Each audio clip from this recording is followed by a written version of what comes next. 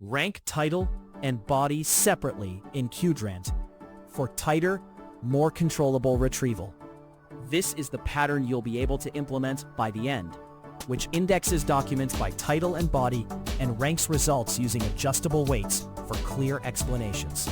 I'm Professor Pi, teaching search and IR with simple Python.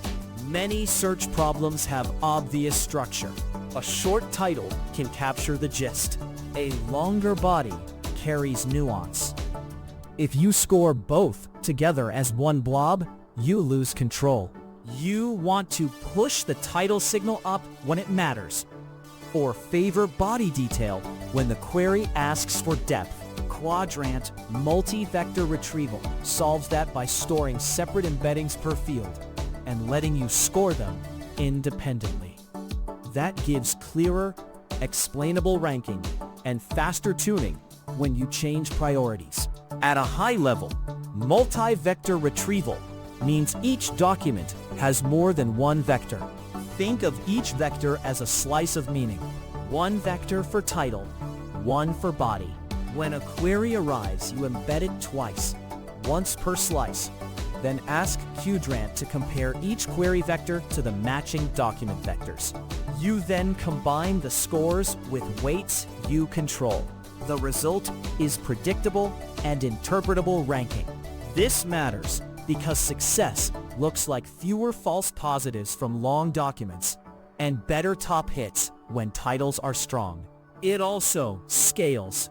You can run these searches on thousands of documents with low latency using Qdrant's built-in vector engine. Now we will build a tiny example so the idea lands before you ever face large data. In this build, we create a collection with two named vector spaces, craft a deterministic embedding function, index two toy documents, and run both single-field and fused searches.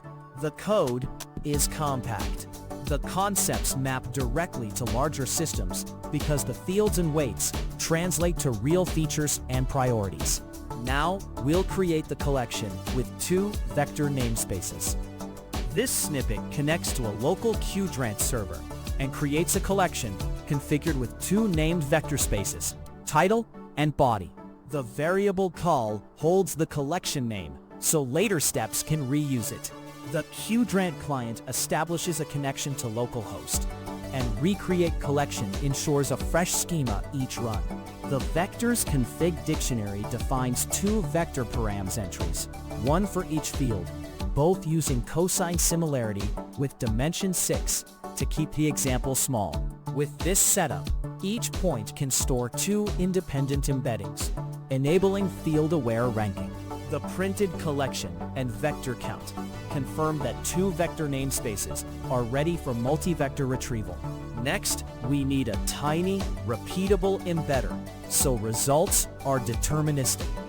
This code defines a compact, deterministic embed function to create small, normalized vectors for titles and bodies.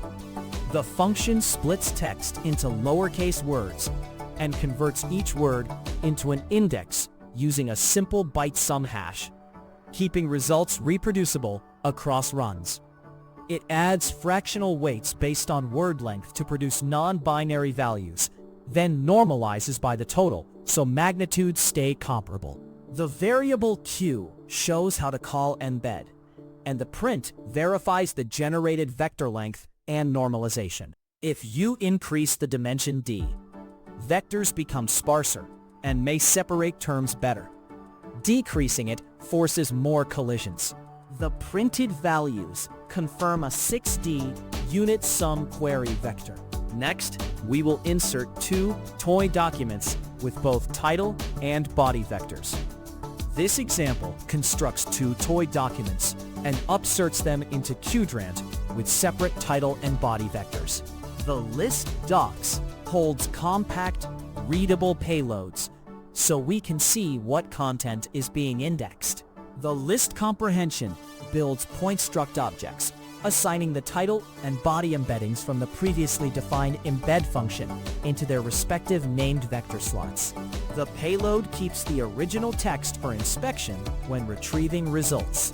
The client.upsert call writes both points into the collection created earlier, ensuring each point has two independent similarity spaces. The print shows how many points were stored and the first identifier, confirming persistence for later queries.